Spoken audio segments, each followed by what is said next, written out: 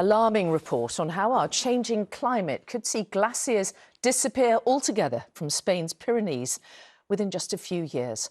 ITV News has been to the Aneto Peak, 3,400 metres above sea level.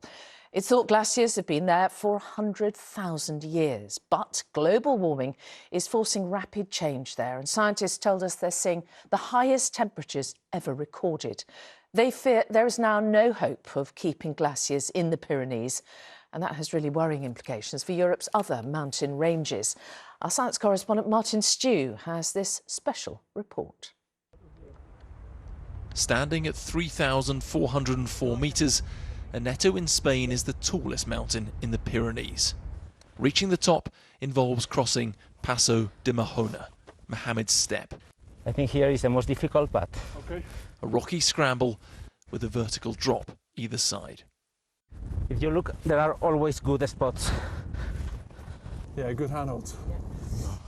It's a daunting climb, but a team of Spanish scientists wanted to show me the work they're doing to monitor the impact of climate change.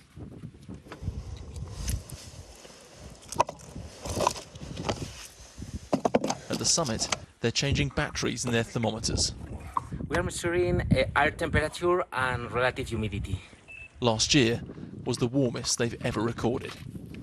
Even sensors drilled into the rocks on the other side of the summit picked up warming in what was once a permafrost.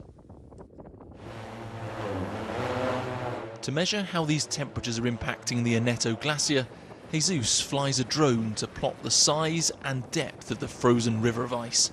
Not only can he compare aerial images from today to see how much larger it was back in the 80s, but they can build 3D models to measure how fast they're shrinking. Can they survive? No.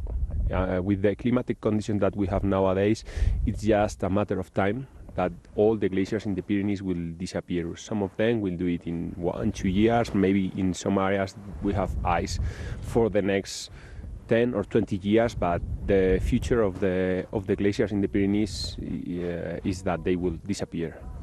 To get a closer look, we head onto the ice ourselves. Crampons essential on the frozen ground thinning beneath our feet. The white part of a glacier is the area that's growing. The grey bits are those which are melting. To stay healthy and alive, you should have at least 50% white area. As you can see, this one's dying. The shrinkage they're seeing is at a faster rate than any of the scientists would have believed even 10 years ago. The ice thickness is reducing 3 times than it was in the past. As minerals and rocks are exposed below the ice, the melting speeds up. Darker colours absorb heat rather than reflecting away the sun's rays. The upshot is we've seen the number of glaciers in the Pyrenees fall from 100 in the late 19th century to 50 in the 80s and only 17 last year. A reduction in ice area from the equivalent of 5,000 football pitches to just 400. This was the Coronas Glacier, and it exists until the end of the 90s, but now there is not any ice. Nacho and his team are still collating this year's data, but it's likely there are only 12 glaciers still alive. We've seen ice ages and natural warming happen over centuries, thousands of years. Is that what we're seeing, or is this something different? Yes, of course, we know that the climate has been changing along the last thousands of years, and also we know that have been periods on Earth warmer than now. The big difference is that now we know that part of this warming, the warming that we are having now, is caused by the human activities. So I would say that we are playing with a toy that we don't know very well how it works. In the foothills of Aneto is the tourist town of Banasquet. The mountains are their livelihood. When you were a child, could you ever imagine in your lifetime that you would see the glaciers disappear from the Pyrenees? No. Maman is 69. This is her mother in Banasquet when she was a younger woman. She told me when she was little, going to school, the snow would be above her head. Nowadays, there's not even enough to build a snowman. Fortunately, the town is not reliant on the glaciers for water, but the loss of the ice, which has been here for more than 100,000 years, is symbolic emotionally and significant scientifically. The alarming acceleration of melting speed sets an ominous precedent. If what the team are seeing in Spain is repeated in the Alps, some of the giant glaciers which sustain mountain life could die within decades. Martin Stew, ITV News in Spain.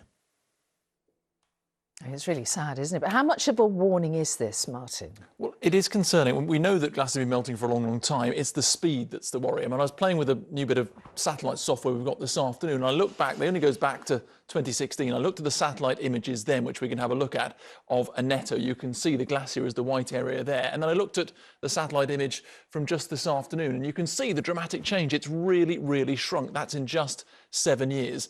It's too late for these glaciers, but just 1,000 kilometres to the northeast, you've got the Alps.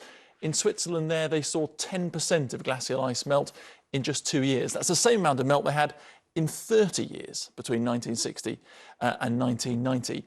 But the bigger issue, really, if you look even further away, the Himalayas, the ice melt and the snow melt water supports a fifth of the population of the world, nearly 2 billion people. That ice is also melting very quickly, and depending on how well we tackle the climate change crisis, it could either be 30% of ice is lost or 75% of ice is lost by the end of the century. If that happens, you're potentially looking at severe droughts in that area. Oh, it's terrifying, isn't it? Martin, thank you.